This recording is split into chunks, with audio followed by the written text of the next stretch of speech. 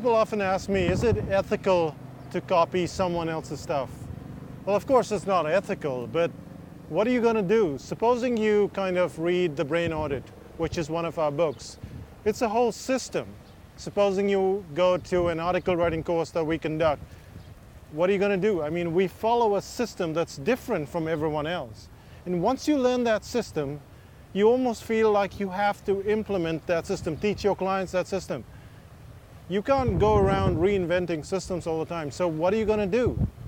That's what we're going to find out in this video today. We're going to find out how do you go about copying someone else's work without breaching those ethical boundaries that you know you shouldn't be breaching. So how much of the stuff should you copy? How much of any material should you copy? Well, that's debatable because it totally depends on you. We're going to explore how you go about copying rather than how much you should copy. There are lots of people that specifically join psychotactics and specifically do a protege program or an article writing course or an info products course because they want to do their own info product, but there are also people who want to do their own info products course. And you know, what better way than to learn by copying someone else? So yes, you can adopt parts of their system and then rewrite it, and you're okay. The worst thing you can do is, of course, photocopy everything, which is their steps are A, B, C, D, and you do A, B, C, D.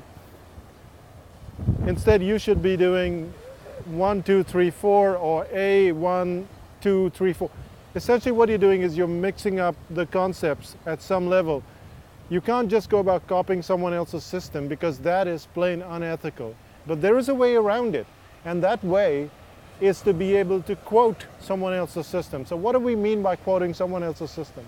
The way to quote someone else's system is very simple. When I started out in around 2000 in psychotactics, I read a book called Good to Great. It was by Jim Collins, and he had a concept called the Hedgehog Concept.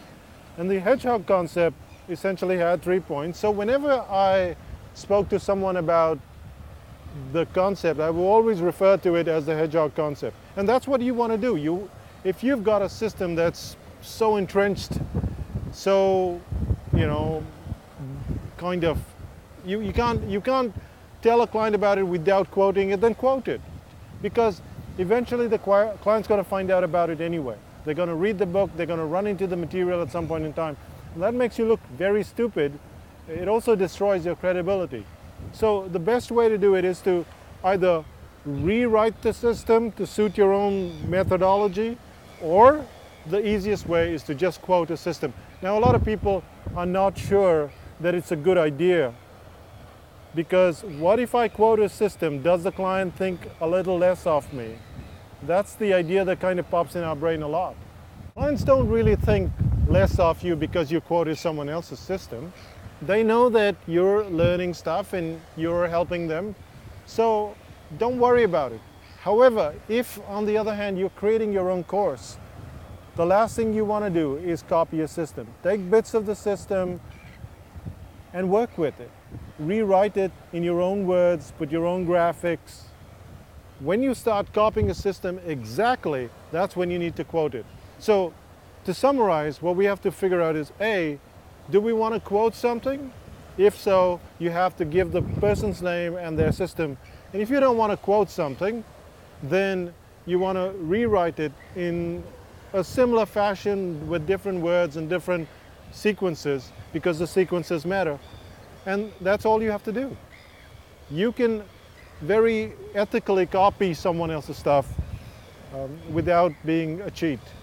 So that's me, Sean D'Souza from Psychotactics, signing off for now. Bye-bye.